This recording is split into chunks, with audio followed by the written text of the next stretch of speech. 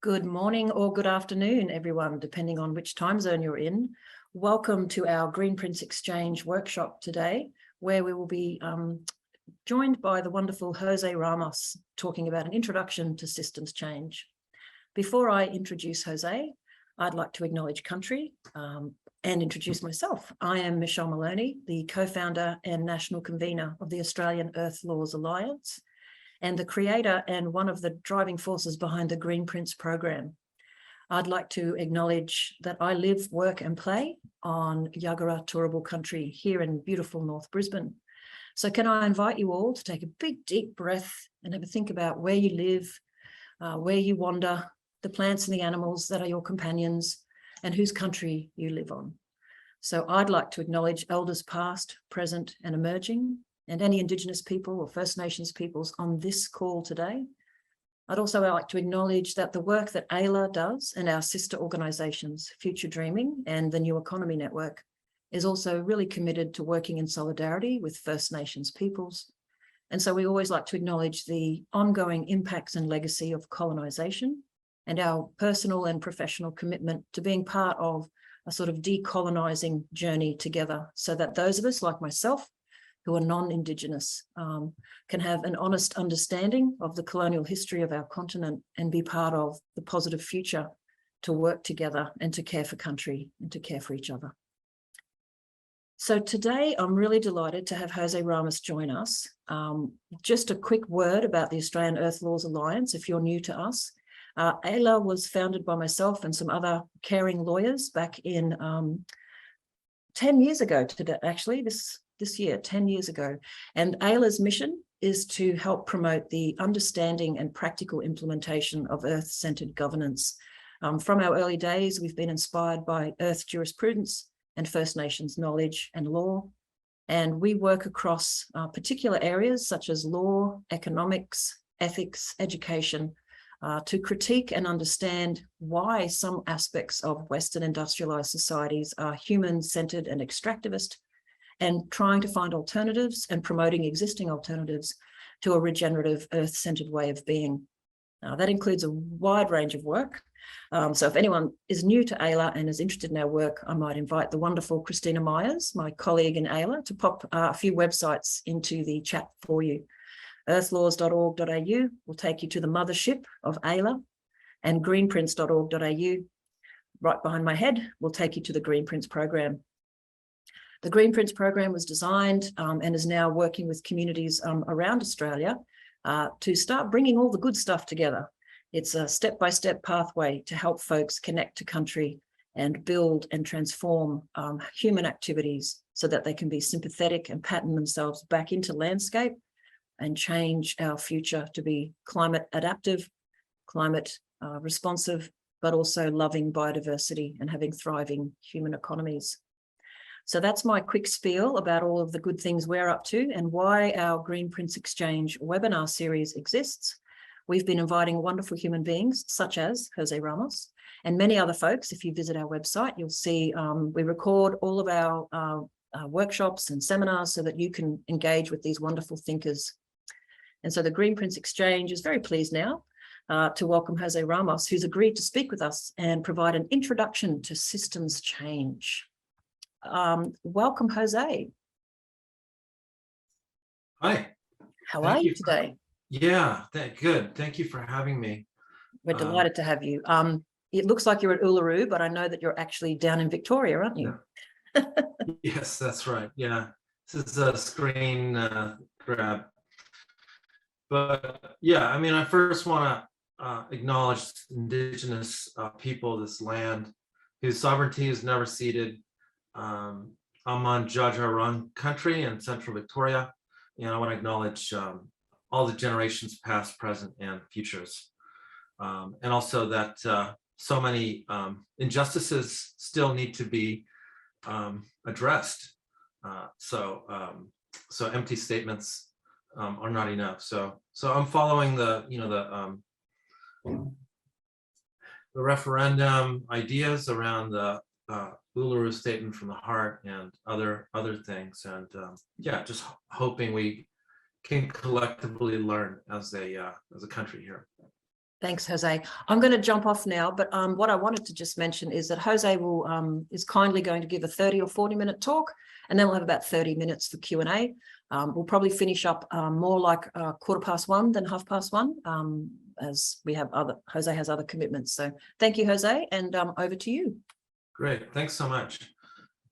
So the first thing to say about what I'm going to be presenting is that it's very partial. It's my own reading of systems throughout my own, kind of quote unquote career, work, activism. It's also, so there's going to be a lot of people that would say, well, what about this? What about that? Yeah, like for sure. So many different perspectives on systems, and I want to be an inclusive thinker. So maybe during the discussion, we can bring in some of those other influences that that I've missed, so that we can, increase the collective learning. So this is entitled, just hi to all my friends, Ian Lowe and Stephen Healy and everyone else that I know. So this is entitled Analysis, Action, and Power. And essentially, I'm going to review some analytic approaches, some action-oriented approaches influenced by action research, and some power. And they're actually quite different. I think the point is that people talk about systems. It's a word that actually refers to a lot of different ways of thinking and action. They are interrelated, but they're different. So the first idea is in general, what is systems? This is drawn from the Millennium Project. And they kind of talk about systems as thinking about wholes rather than thinking about parts. You can think about the specialization in science and technology, engineering, things like, how do we end up with a phone, right? Well, a lot of engineering, a lot of science went into that. Very much focus on specifics. Systems focuses on wholes. It's about interconnections. It sees causality as circular, that there's feedback processes in play. It doesn't see an observer as objective. The observer is subjective. We define systems by how we look. We put boundaries around the systems. There used to be a pretense that a system was something that was just outside us, but that has slowly dissolved over the decades. It's context. It's about context, it's about understanding what are the different elements that we're dealing with, and how do they impact things. There isn't just one truth, but actually multiple perspectives. We can see a society from different disciplinary viewpoints. An indigenous person's going to see Australian society very different than, a stockbroker on Collins Street in Melbourne. So how do we understand systems? Through multiple lenses. Externalities, right? The kind of modernist, dominant modernist view of the world in the 20th century saw things in silos, so didn't think about externalities. Now we can see, for example, we've been producing too many carbon emissions, right? That's an externality. So we can see that systems produce externalities. And then it's not always about problem solving. It's about untangling things. We live in an era of wicked problems, and you're not necessarily going to fix a wicked problem, but you're going to understand it better. You're going to find leverage points. We're gonna be able to untangle it to a certain extent. And I think the one thing I would emphasize at the beginning when we think about this is that we're dealing with a fundamental epistemological transformation. What I would say that the dominant Western view of the world, in a sense, sidelined the notion of a web of life. Most indigenous people around the world had the idea of a web of life. In fact, my dad, I'm partially indigenous from North America. And my dad used to talk to me about some of our indigenous ancestors and how they view the world, how they saw the world as interconnected. They saw the world as living, not as dead matter, but living. And if you know anything about indigenous ways of thinking, of course, very diverse space, but the web of life manifests itself. That idea manifests itself in many different iterations, and somehow the Western view and in other views segmented and broke that down and made that kind of a regressive way of thinking.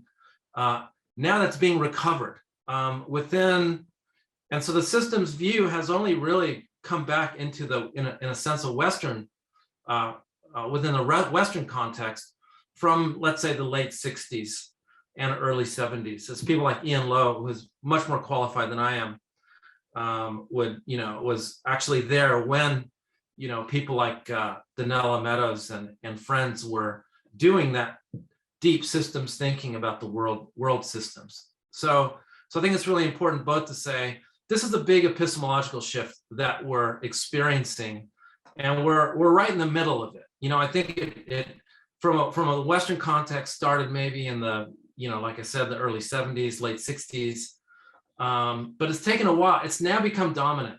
Like if you do a PhD today, you're just expected to think systemically and to use some kind of systemic lens. So we've actually moved from kind of the margins in that Western context to the mainstream, but it still hasn't penetrated the iron walls of government and capitalist institutions, unfortunately. But we are definitely the barbarians at the gate, so they better watch out.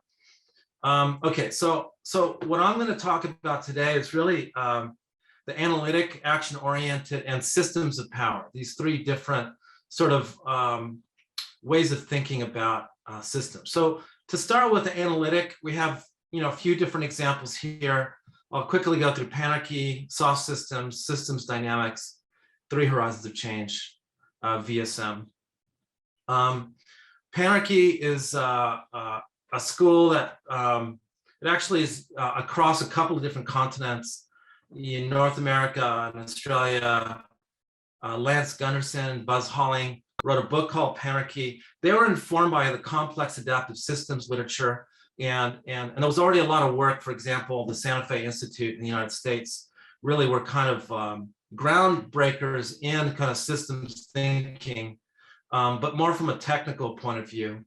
And they looked at ecosystems and they tried to model ecosystems. For example, how forests change, and they were able to basically, they came up with this kind of framework for how a forest, how a particular ecosystem might change. Basically moves from a very conservative mode that species have built up and interconnections are very thick. But then at a certain point, that system can't change. It becomes brittle. It's got a lot of potential, but it's brittle. And we can think about Australian forests in 2018, right? We hadn't been managing them well. We weren't doing enough burning. Fuel builds up within these systems. The indigenous people who used to manage them were no longer there. We also have issues like climate change that are leading to drying. And then we have trigger points. And then you have a release. And we saw a large part of Australia's ecosystems burn and the damage and the destruction that caused. Then you have this release stage. And once a forest, for example, an ecosystem's burnt, then you have an opening, right? The release is a very fast stage. You have an opening and you have this reorganization phase. And that's when new species can come in. They might exploit niches that they weren't able to exploit before because the system was so interconnected. And they apply this model to different ecosystems, and they also apply it to particular. They even apply it a little bit to some social situations, and also the interface between human governance and this process. I think that's one of the most important sort of things to think about is what is the intersection between that human governance. If we don't understand these cycles, and we're really trying to intelligently manage, when we're trying to manage ecosystems, we're going to be tripping over our own feet. We need to understand what are the dynamics within ecosystems.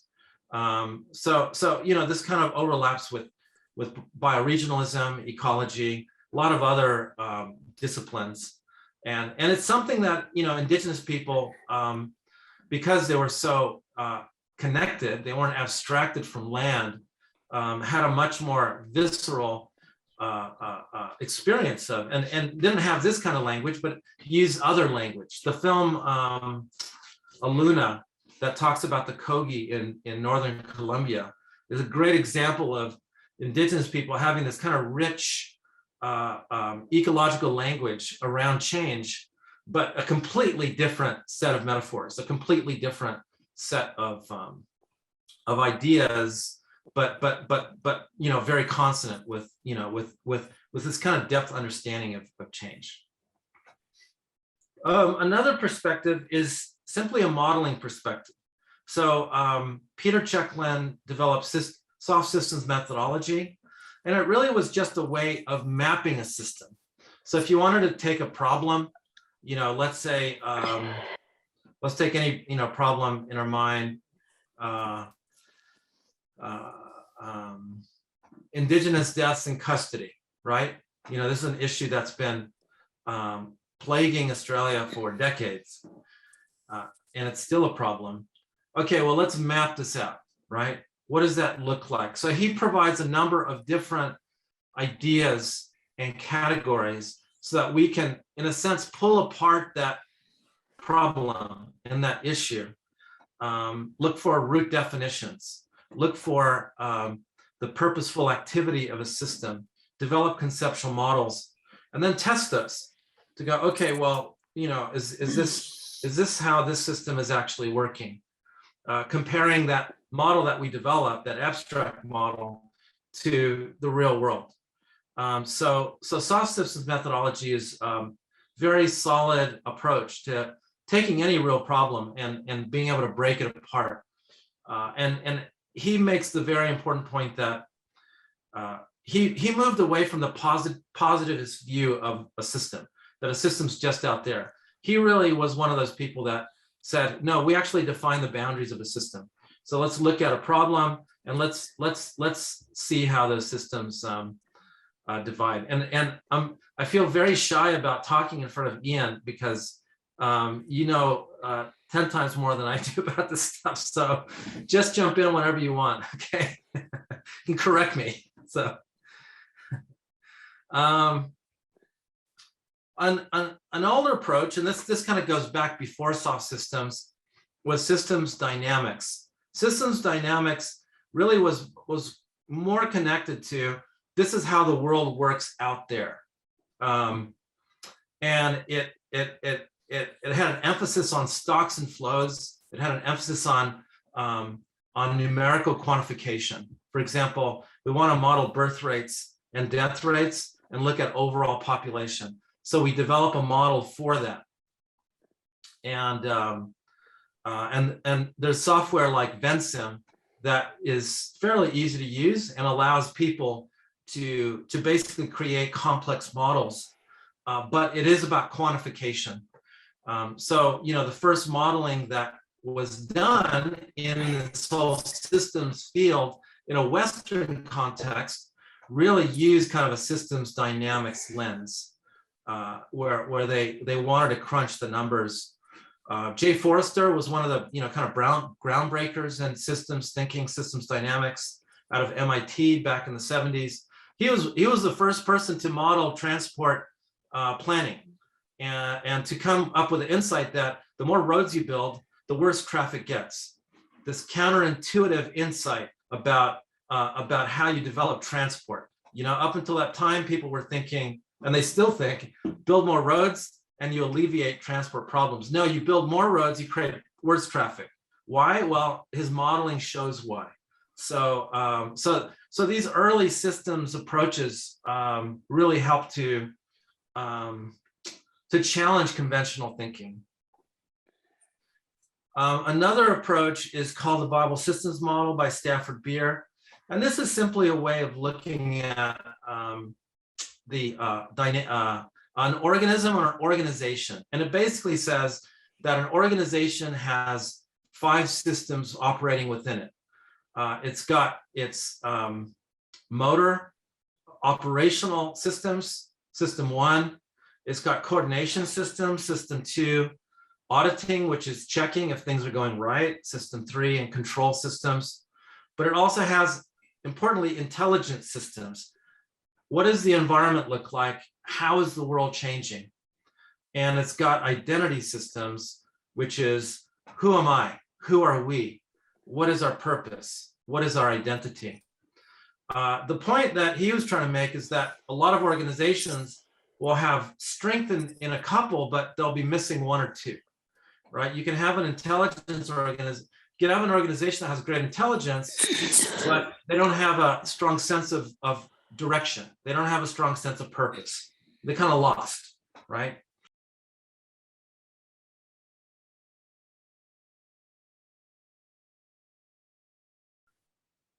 Another one, this one we use in strategic foresight quite a bit, called 3 Horizons of Change. And basically it models a dominant system and its decline, an emerging system and its ascent, and then the transition in between. So the point is to look at how a particular dominant system may be losing fitness or viability. For example, we know that fossil fuels are no longer viable. You know, we already know that they have to be left in the ground. So the whole industry around fossil fuels, in a sense, is a legacy industry without a future. If it does have a future, we might be in trouble. We probably will be in trouble, right? So it has to be a legacy. So that's a dominant system. You map how that system declines. You have emerging systems. If we're thinking about energy, we're talking about maybe steady state economics. We're thinking about renewable energy. We're thinking about distributed energy systems. We're thinking about a whole number of things. And then we ask, how might that system emerge into something that is dominant over time in the future? And then we look at the in-between. How do we transition from one to the other? So it's basically a modeling approach that helps us to think about transitions. What are the big transitions that we're faced with in our contemporary societies? So just going to finish here this little section with, really thinking about limits to growth. They published in 1972. This is going to be a kind of ridiculous paraphrasing, but in general, they saw that they called it the standard run. The standard run is everything keeps on going the way that it's been going. And they said, if we continue with the standard run, industrial output, population increase, then we would have a serious crisis between somewhere between 2030 and 2050. Serious global ecological economic crisis. So we're actually seeing that. It was very prescient. They did a lot of modeling. They did a lot of number crunching to get there. And they had other scenarios. What's really important is that they didn't say, okay, we're screwed. They actually modeled, they tweaked a few of those assumptions and said, okay, well, what if population went down? What if industrial output changed? What if we had a steady state industrial kind of approach? So that showed different futures. So systems has been pretty fundamental to how we conceptualize the future, just from the story of limits to growth. And I know I'm not giving it justice. So maybe Ian, if you wanted to add anything about limits to growth, now would be a good time. The only comment I'd make, Jose, is that they're right on the money. Dr. Graham Turner of CSIRO has compared the standard well model with the data from 1972 to 2020. And if we want to achieve collapse in the next couple of decades, we are right on target. Because mindless politicians haven't learnt the lesson that everything is connected to everything else, and they still can't make simplistic decisions like congestion busting. We'll widen a road and that'll solve the traffic problem, without recognizing that you can never change only one thing in a complex system. Yeah, thank you, Ian. That's great. Thank you so much. Yeah, so that's it. I mean, to me, that's the big lesson here, is that this new epistemological shift sees things as fundamentally connected. The community within NINA, within AELA, a number of different organizations see the world as fundamentally connected, but our dominant institutions are resisting this. There's legacy epistemology, so to speak. But the silver lining here is that systems thinkers know how to find leverage points. So yes, we've been marginalized. Yeah, thank you, Ian. Yeah, there's the copies. Yes, systems thinking has been marginalized, but systems thinkers know how to find leverage points. That is the important point. So while we are still the barbarians at the gate, okay, and it hurts, it absolutely hurts us all, we know how to find those leverage points. Archimedes said, give me a place to stand with a lever and I will move the world. And we can move the world because we can find leverage points where they cannot. And that's a very important point that I want to emphasize. And that's our power. Our power is our ability to find the leverage points and to turn those leverage points. Okay, and that in a sense shifts us over to the question of what are the biggest leverage points for change. Donella Meadows wrote, one of those articles that get cited 10,000 times and used 10,000 times. She wrote an article called "What are the biggest leverage points for change?"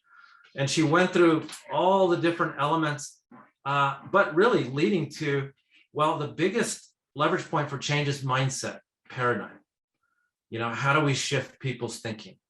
And so that's a very, I think, sort of good sort of kind of capstone concept. Okay, well, there's a lot of systems, but our thinking is the critical part of that system. Okay, and that takes us to action perspectives. I've been very influenced by action research, by the work of Yolan Wadsworth, and also collective impact, which I really like, developed originally by Connie and Kramer. So I'm just going to go through some of those ideas very quickly. Yolan Wadsworth, the way that she looked at change cycles, this is a very simple, depiction of it as a movement from planning to action to observation to reflection, starting really anywhere. This is a cycle that we go through in our daily lives. We try something, we see how it worked. We might, reflect on it and go, well, that worked well, I'll do it again. Or that didn't work so well, I'm going to do something different. So this is almost a natural heuristic that human beings play out, and certain animals play out. There's that expression quoted, I think, stupidity is doing the same thing again and again, or insanity is doing the same thing again and again, expecting a different result. So this speaks to that, right? If we try something and we observe, okay, well, it didn't work so well, we got to try something different. So it's about experimentation. It's about the ability to try different things and look for leverage points. So in a sense, going back to Archimedes, we're never going to find the leverage point. It's always going to be experimenting to see what is that leverage point. Where do we find that leverage? Okay, well, that didn't work so well. Let's try a new place. let's try a new acupressure point. So this kind of takes us to the heuristic. And the story that I would give is the story of Muhammad Yunus, who won a Nobel Prize for his development work. And he was one of the people who founded micro-enterprise, micro-lending, which then became kind of big World Bank business and got corrupted. But he, in its original form, incredibly empowering approach. And people celebrate the innovation. They always celebrate, look what he came up with, but never look at the process. It took him 10 years to come up with that model. He started experimenting with that model by lending money to village women out of his own pocket, literally taking money out of his pocket and go, okay, you need to try something new. Here, try this. And over many, many years, okay, well, what works, what doesn't?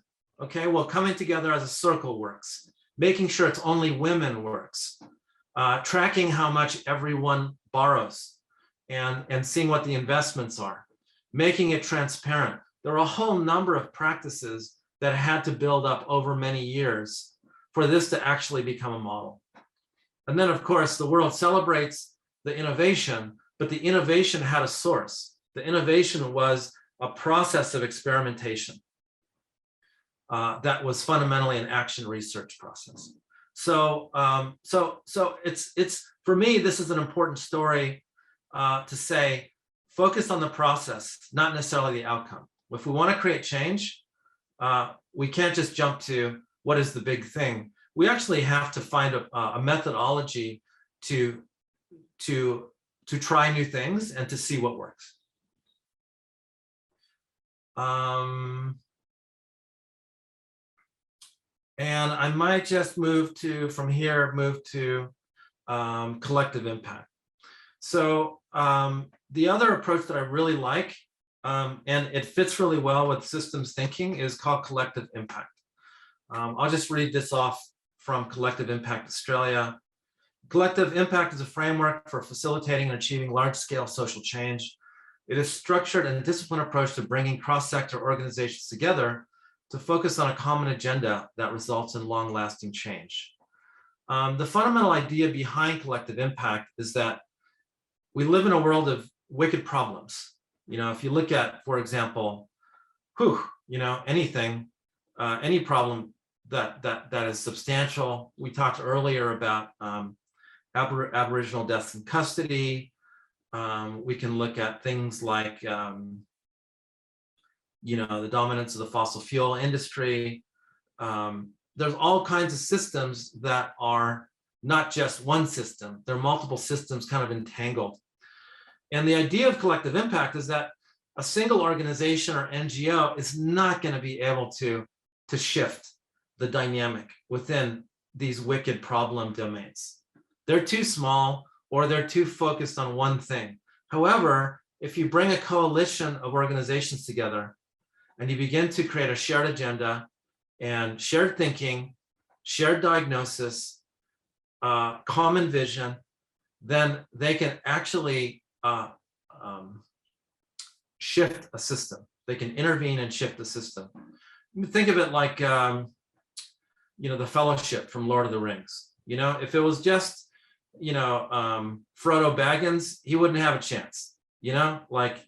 Forget it. You're trying to get to Mordor. You're gonna die, right? But he had allies. He had 12 really high potent, high powered, heroes, heroines who had his back, right? And they were all working together for a common goal. So it's a method for creating systemically powerful social interventions. And the social problems and challenges we're facing are complex. They require nuanced collaborative responses that single organizations can't do alone. So it entails multiple organizations working together in coordination to address a shared social concern. The way that Connie and Kramer talk about it is, well, who has a stake in an issue? Who should be involved as a collaborator? So develop a inclusive, but potent collaboration circle. How do we work together, right? That's the big question. And then you need an anchor institution. You need an institution that's going to provide some resources, who's going to be disciplined with the process. And then they have a bunch of principles that they talk about. You got to have a common agenda. You have to have a shared measurement system. You know, how do we measure change in that system? You have to have continuous communication between these different organizations. And this fourth one, mutually reinforcing activities, I really like. What they basically say is you don't want all these organizations doing the same thing. You want that each of them are different and are able to contribute in a different way to addressing the issue. So you create an ecosystem, you mobilize an ecosystem of response. And then a backbone support organization. So they have an article that's part of the Stanford Social Innovation Journal that's pretty easy to find online. And it goes through the basic ideas, but you'll find there's a collective impact forum. There's, I think in Adelaide, there's an organization dedicated to collective impact. So there's a whole number of you know, and around the world this is being used too. So good space to work in. I've worked with Nick Rose, who is a food systems transformation activist and pioneer. He runs Sustain, and he's done a number of collective impact projects. For example, his Cardinia Food Systems project in the outer suburbs of Melbourne did a collective impact to transform Cardinia from a food desert, you know, lots of McDonald's, lots of fast food joints, you know, few community gardens, few community projects to shift that. And so he bring all kinds of groups together to think together, how do we shift the system? So really, really powerful projects being done. You know, Nick Rose has done that. So other projects. If you go to the forums and the website, you'll see lots of projects. Okay, I'll just finish with systems of power. So this takes this. So far, we've been talking about analysis, which can look at big systems, interventions, which is more focused on how do we shift the system. And this is more around systems of power. So people have not even, I mean, I don't know the exact genealogy, but when people talk about systems, they don't just mean a formal system. They're talking about social systems in general. So C. Wright Mills was a very influential American sociologist, political scientist, and he talked about the revolving doors of power. So his analysis was, if you want to understand power in the United States, you have to understand the military, you have to understand the political systems, and you have to understand the economic systems, right? You see revolving doors. You see people going from, you know, the CEO of Halliburton or the chairman of the board, you know, someone like Dick Cheney, and also as the vice president of the United States at a different point in time, right? And so from company to there, or from there to other systems, right? And so this brings forward the idea of systems maintenance, that there are systems of power embodied through people that try to maintain their power and extend their power. The people that influence me the most, and I know there's a lot of different approaches to analyzing power within social systems, but the people who influenced me were Leslie Scalera and William Robinson, who basically talked about transnational systems of power. And their critique is around capitalism. So I'll just quickly go into that. So they talked about capitalist globalization as encompassing three domains of power: economic, cultural, and political. In the economic domain, it's transnational corporations and their interests, and the sort of short-term profit orientation that they go after. From a cultural point of view, they said it's the culture ideology of consumerism that is, of course, connected with those corporations, that makes our worth based on possessions and accumulation. So it's an accumulative notion of life. And in the political sphere, you have what they call a transnational capitalist class, plutocratic systems of governance for the wealthy. And then this, of course, is a short form. Jeffrey Winters, another great political scientist, wrote an incredible book on oligarchy, in which he analyzed oligarchies around the world. He basically argued that most countries are oligarchies. The United States is an oligarchy, China's an oligarchy, Russia's an oligarchy, Indonesia's an oligarchy. They're just different types of oligarchies. Even former President Jimmy Carter talked about his own country as an oligarchy. So these are the systems of power that they analyze. And then when alternative globalization or development thinkers talk about systems of power, they can also think in these structural terms. So for example, David Korten, who wrote several great critiques of capitalism, this is how he saw alternative systems of power. In the economic sphere, we need local living economies, fair share taxation, democratizing workplaces. In the cultural sphere, we need post-patriarchal feminine leadership, narratives of an earth community, and culture that enhances spiritual inquiry. And in the political sphere, we need democratizing structures of governance. We need participatory open media, precautionary policymaking. So this gives us a structure of thinking about power, both in its problematic kind of manifestation, but also in its transformative manifestation. I developed a fishbone approach to analyzing power based on these three categories of culture and economy and politics. The fishbone idea is that you have dominant power at the top, and then you have marginal power at the bottom. So for example, after the 9/11 attack on the Twin Towers, you had a climate of fear. You had desire for 9/11 retribution. That's really what George Bush Jr. Embodied from a cultural point of view. But you also had voices for no war, anti-war protests. I remember marching to, we went to Canberra and marched against both of those wars, Afghanistan and Iraq, back in 1993. In the economics sphere, we have the dominant power, economic power, oil, gas, coal, and then we have the economic power of renewable energy, the renewable energy sector, which is lower down. Now you would say that that's shifted more, right? The economic power of oil, gas, and coal has receded, and the renewables have increased, right? So this changes. If we look at politics, the neoliberal Washington consensus was very strong up until probably the GFC, probably 2010.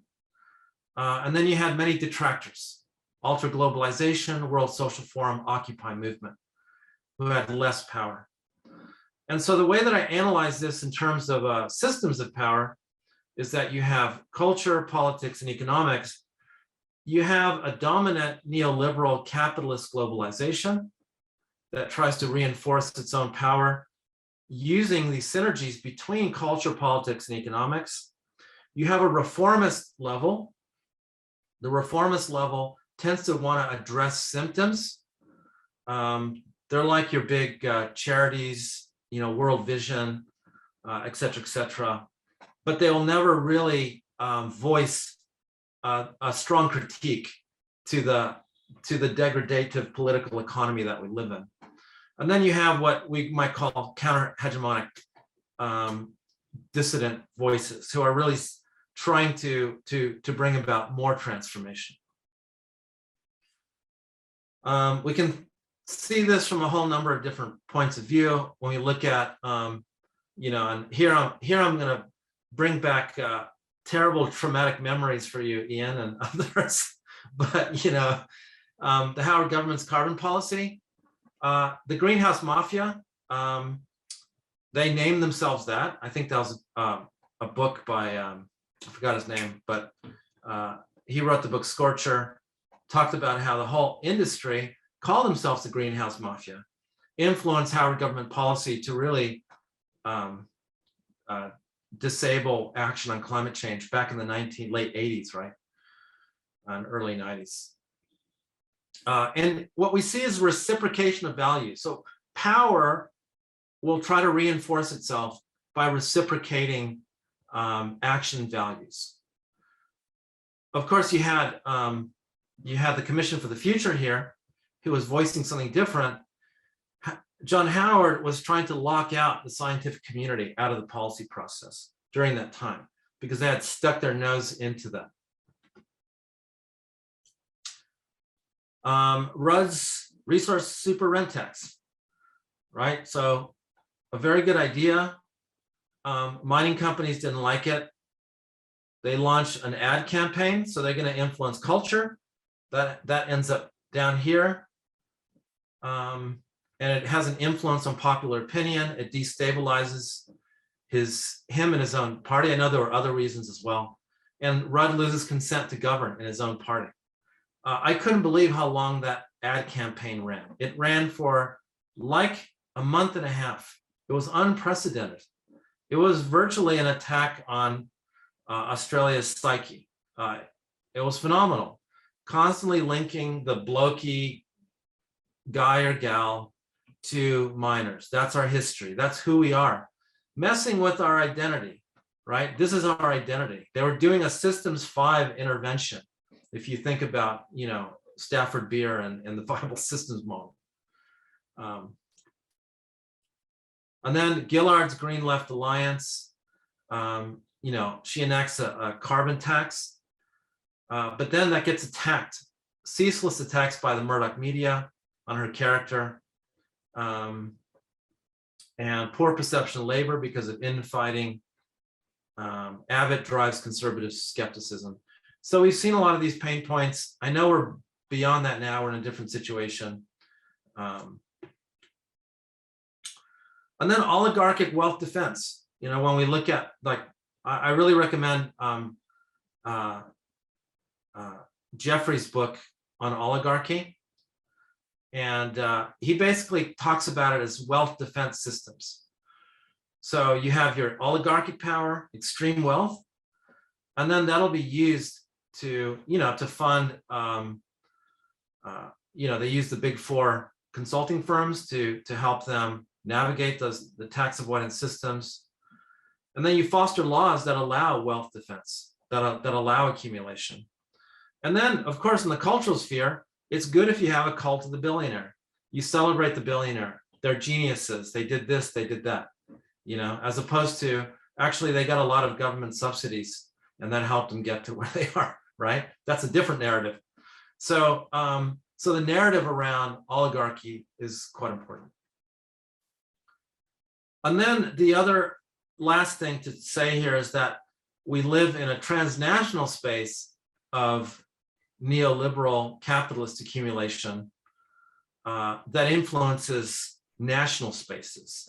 So it's important to understand that at an international level, we have global solidarities. The World Social Forum was a global solidarity. The Occupy movement was global solidarity. And then we have national manifestations of that. So there are multiple scales in these kinds of synchronizations and solidarities. So I'll just end with one point, which is our great advantage over our detractors and adversaries is that we think in a new way, in a relational way, in a subtle way, seeing interconnections and seeing the possibilities within these interconnections. We are burdened with the emotional toll of knowing that we are our ecosystems, we are our soils, our waters, and are connected with myriad species in a web of life. The destruction of our own living systems, harm for others, who are we, and discounting of unnamed future generations hurts us deeply. And yet, We have what they do not have. We see the world systemically. This gives us an advantage. It gives us the courage of 1,000 species. It gives us a new window into how to change the world. And then there's people coming together in that understanding of who we are as interconnected beings. So thank you very much for giving me the platform. Thank you, Jose. That was fantastic. And there's been some good chat, people responding to your comments and sharing readings as well. So folks, if you have questions, you can either write them in the chat and I'll tend to them in order of appearance, or you can put your little hand up with the button so that we can make sure that we're fair and move through people's questions. Jose, there are 2 questions in the chat so far, and I might start with Perdita has actually just asked, would you mind, there was one diagram that she couldn't read the words in the cycle. Can we perhaps just go back to that for a moment? And then we've got a nice big question that will probably open up. Which diagram? It's the one with the, I'm sorry, I should have written down which slide, the 3 circles that start to come together. If you bring it up, I can tell you it's a bit primitive. Isn't it? They're kind of part circles. It's on the black. Oh, they're all on black. This one here, let me just share this. Tell me if that's that. Yeah, some of them were not the best. That one? No, if you go further up, keep going, keep going. I think keep going. I do apologize. I keep going down the other way. Sorry, folks, I should have written down the slide number. Oh, these ones? That one, that's it. Yeah. Okay. Yeah.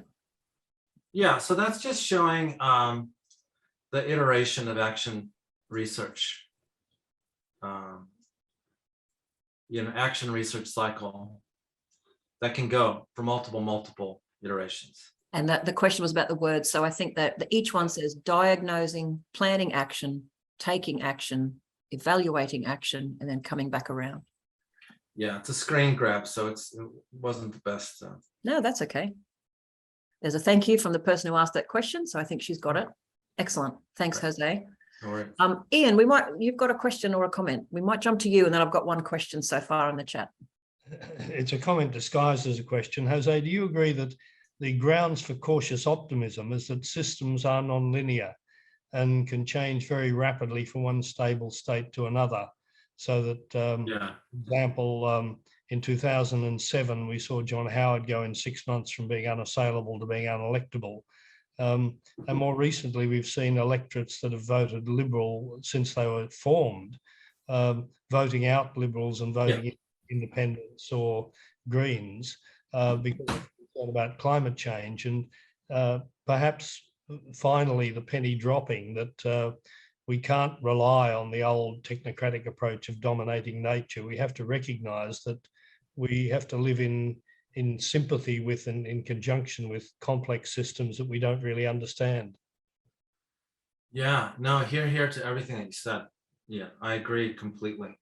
I think for me, the optimism is both that non-linearity, but that we have the tools and the epistemological wherewithal to see the world systemically. So we can find those leverage points and we can drive those leverage points.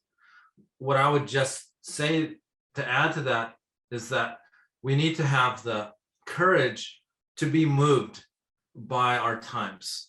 That is for me the biggest challenge for myself. How am I moved by the challenges of today, and go courageously through that grief into action, pass through the grief into action. As a systemic thinker, I am gonna, the world has its claws in me. I have to be able to go through that and come out the other end as an actor, not just as a victim.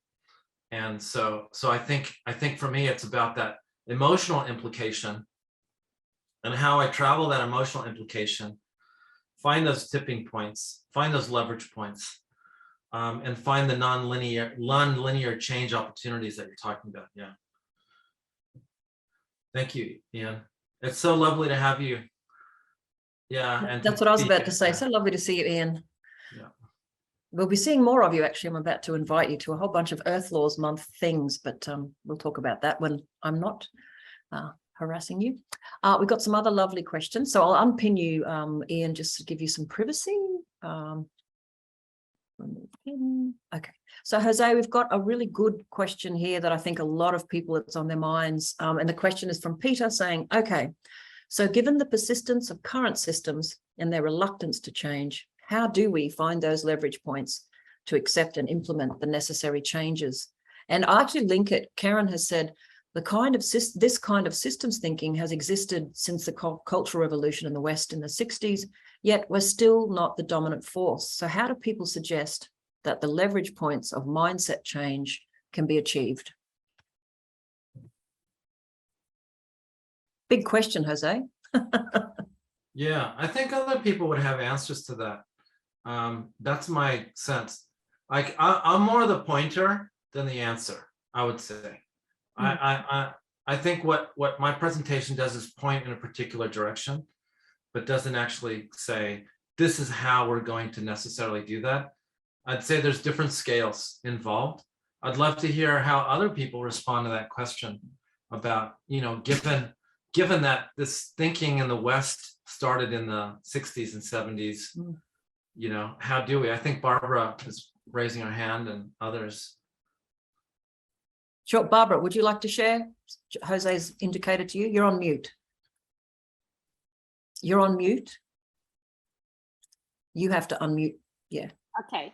Yeah, what I wanted to say is that I think it's in Australia right at the moment, we've got a crucial pivot point, which is the strong government response to the Uluru Statement from the Heart and the rising voice of First Nations intellectuals who are able to voice the key tenets of First Nations epistemology and talk back to the dominant epistemologies of Australia's university systems. And that has a sort of a power and authenticity to it that's captured the imagination now in Australia. And what that links to the crisis of climate change and environmental degradation, So it's got a real power now. And I think particularly in Australia, the land here has got enormous power because these knowledge systems are anchored here for over 65,000 years. So the land itself speaks, It takes a while to learn how to listen to it, but the earth's speaking now very powerfully through climate change and environment in a way that people can't ignore. And the sort of dominant techno-optimism solution that previously prevailed is now being challenged by this idea of extractivism.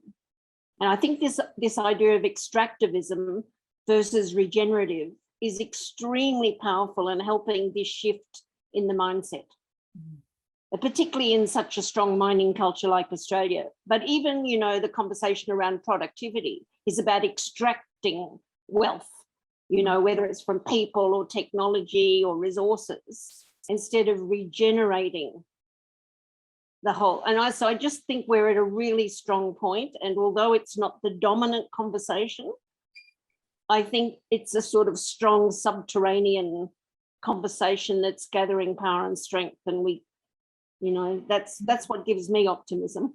Thanks, Barbara. Thumbs up from Jose and a huge thumbs up from us too, Jose. Yeah. And I just quickly add that I really enjoyed Sand Talk by Tyson Yunkaporta, who many of us know, because I think he really is able to do that flip, that beautiful flip of, you've been gazing at me for the last several hundred years, making my culture look backward. Now I'm going to look at you through my lens. And it's so powerful, so incredibly powerful. And I just think that indigenous epistemology here, or epistemologies, is a great intervention that we can support. Absolutely. Thanks, Jose. And thanks, Barbara. I'll remove the pin. Just before, we've got a couple more questions, but Ian, did you have any response? Because I had a short response to that question of how do we do it? How do we get these levers moving in the right direction? But Ian, because you've been working in systems change and science and social issues for so many decades now, what are your thoughts? Well, a lot of the time I felt I was hitting my head against a brick wall, and I guess. Oh no, don't tell us that, but yes. Well, it's reassuring that more recently bricks have started falling out. But I posted in the chat room a comment that our colleague Suhail Inayatullah made, that he said, dealing with such unpromising audiences as Pakistani generals, he said one thing that even they care about is what sort of world their grandchildren will live in. And I think appealing not just broadly to future generations, but specifically to your own descendants, your own children and your own grandchildren, is a very important leverage point that most people are sensitive to. Thanks, Ian. And I would just like to say that as someone who works or tries to work in a humble way in thinking about systems change and responding, I think the levers very much depend on your analysis of what the problems are. I don't think there's one size fits all, and I know that Jose's talk has made that very obvious. But for example, the Greenprints program is trying to analyse why it is that our endless extractivism and its supported, facilitated structures of law and economics and policy, how is it that we can bring together what Westerners would call a multidisciplinary approach and what Indigenous folks would call listening to country to actually rearrange the systems we have to be based on a bioregional and local community way up first. And so our approach is one example of looking across a whole bunch of weird, at first glance, not always connected, but definitely part of how do we push a system and maneuver different levers at the same time, very explicitly without any manipulation, and make sure that the wonderful human beings on the ground who are caring for place, looking after the plants and animals, are leading that process and challenging the top-down so-called structures. So it's good to see Ian Lowe nodding as I speak. I love that. I love that. Thanks, Ian. Yeah, exactly. I actually need it. So thanks, give me lovely. validation. Yeah. We're all having a dodgy week, I think. There's been a lot going on. Thank you, lovelies. I'm just going to go back to the questions in the chat. And Peter, I see that you've got your hand up. I'll come to you in a moment if that's okay. Just remove the pin. So we were talking just then about the questions posed about, well, okay, how do we do these levers? So that's a big question, but I think with Jose and Barbara and Ian and my own comments, kind of looking at it from a different point of view. Excuse me.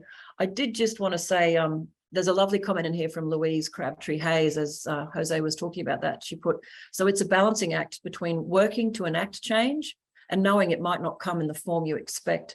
And I think that, I don't know what you think, Jose, but that's certainly been my experience trying to do systems change.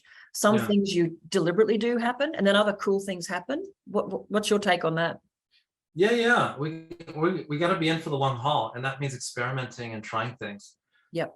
That's why I think action research is so powerful, because it actually provides a structure for trying things, evaluating how that intervention worked or how that experiment happened. Try something new. It's participatory, brings people together, collective intelligence, and it's that expression, like, we overestimate what we can do in a year, we underestimate what we can do in 10 years. Yeah. So if we're in for the long haul and we just continue to experiment, look for those leverage points, we're going to find breakthroughs. It's just a matter of time. Yeah, and never ever giving up.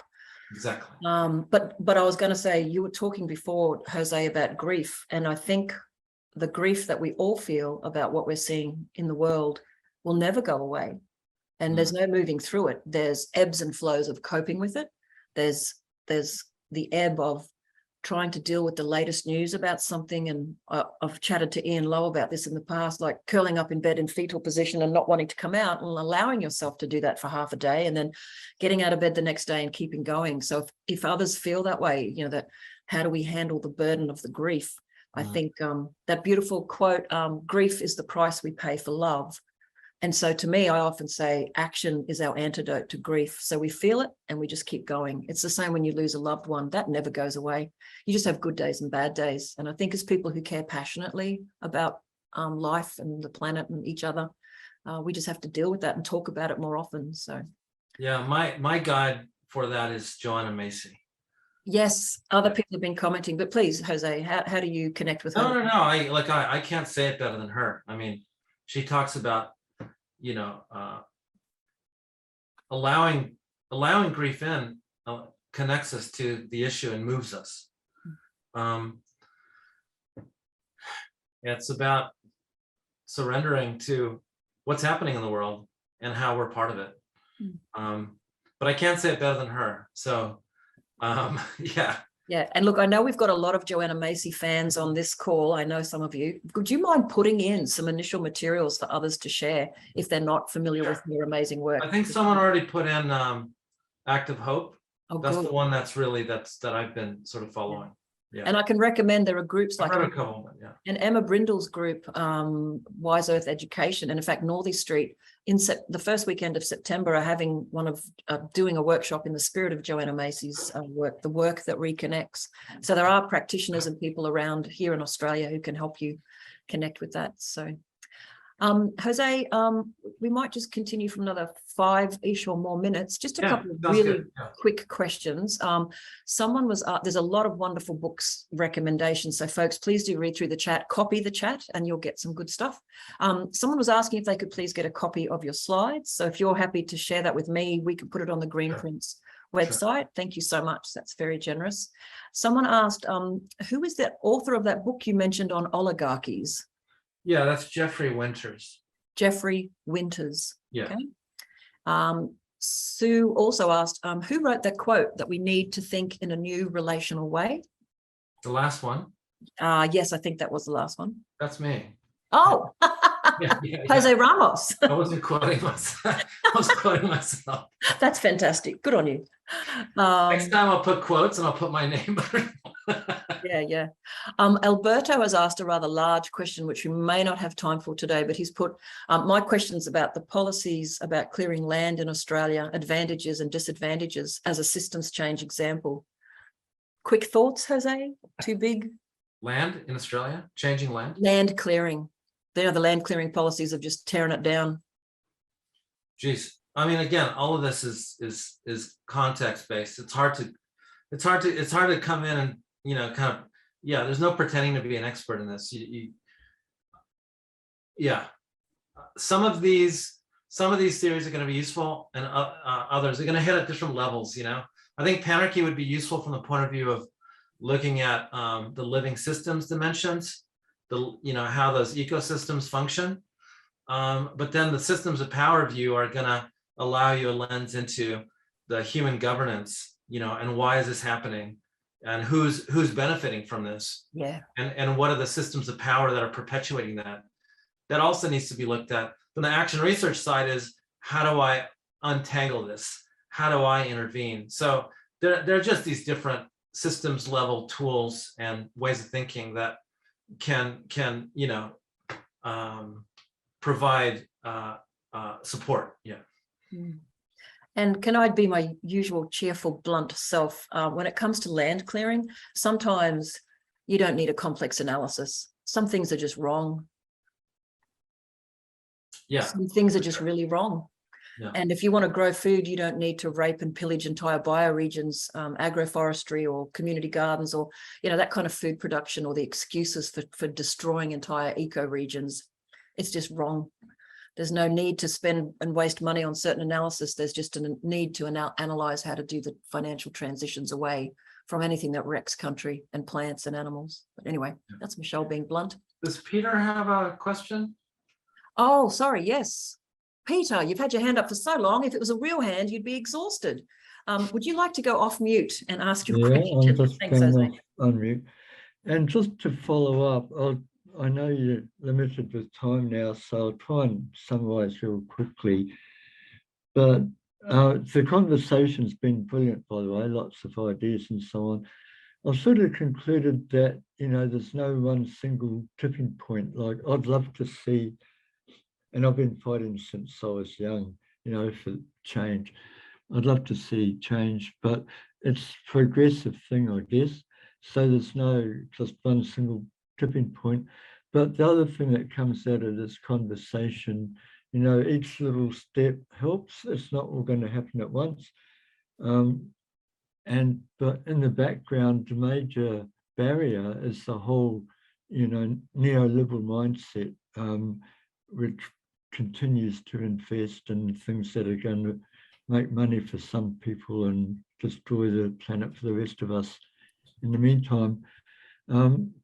But, we can't let that sort of take away our faith too much. We just have to keep going. So all of these steps do make a difference.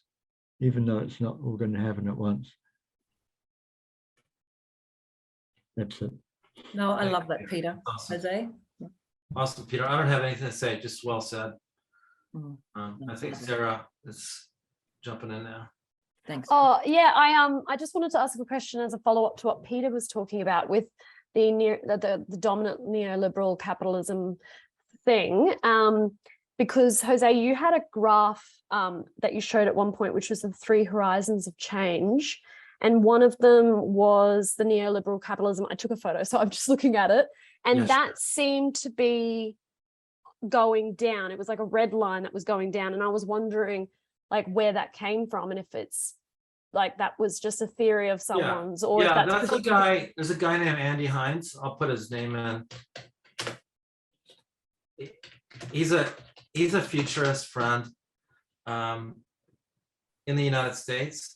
Interesting guy. You know, he started off as a futurist working in companies like Dow Chemicals and others, and now he's exploring anti-capitalism and post-capitalism. So he's gone full circle. But I think I drew some of that from him. But it was just an example. Like I wasn't really that doesn't necessarily show. When you do a 3 horizons analysis, you get quite a lot of nuance. People are providing lots of different elements to analyze. So that was just an example, but I mean, the bigger question with 3 horizons would be, is capitalism fit for purpose? You know, if the purpose is to live on our planet safely and securely and healthily for future generations and beyond, is capitalism fit for purpose? No, it's not. It's not fit for purpose.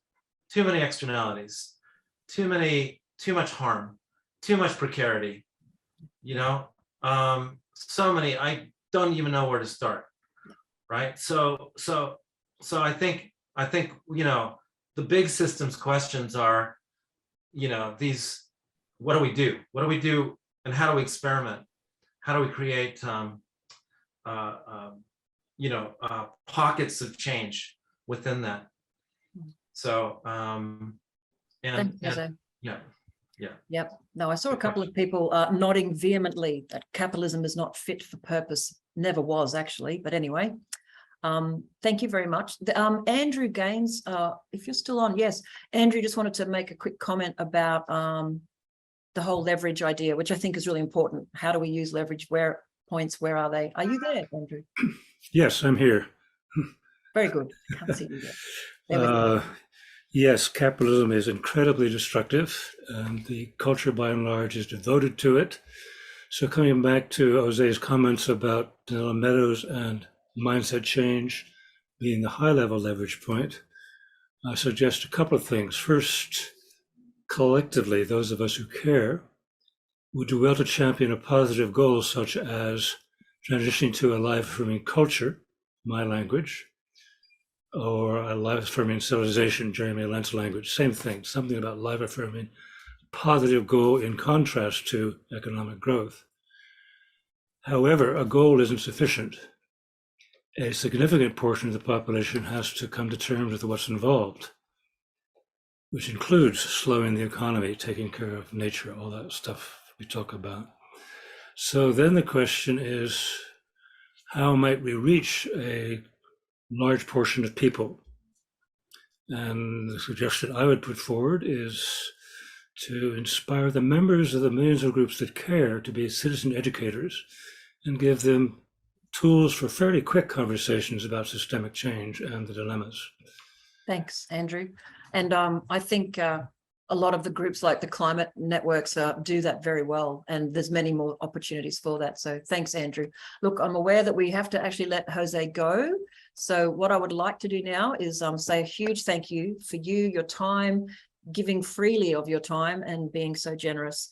everyone's really enjoyed the session from the comments, and I know I certainly have too. Could everyone please thank Jose in the usual daggy, zoomy way, either do an air clip or press some buttons. Thank you. Thanks, everyone. It's not quite the same as a rapturous audience, but we thank you so much, Jose. It's a real pleasure. It's a real pleasure. Yeah. And Yeah. thank you to everybody. We'll wrap up now. And I just want to say, if anyone's interested in connecting with the Greenprints project or anything that AELA is doing, either send an email to greenprints.org.au or aela@earthlaws.org.au. We've been doing a whole bunch of experiments with Greenprints, and next year we're going to be doing some really important work with 4 or 5 communities to start with, and anybody else who wants to roll up to be playing with systems change in as effective a way as possible. And I just want to give a plug for an awesome project we're part of, because Louise Crabtree-Hayes is on here. Lithgow and the Lithgow Hub, they've brought us in with as Greenprints, and it's all about developing and transforming Lithgow society to be caring for country and supporting each other. And it's really cool. So there's going to be a lot of really amazing weaving together of different people and initiatives, all the good stuff that's already out there coming together and getting even stronger. So please stay in touch with us. And thank you, Jose. We're very grateful for you. Thank you, everyone. Thanks, everybody.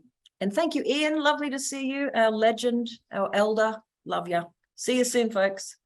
Thank you, everybody.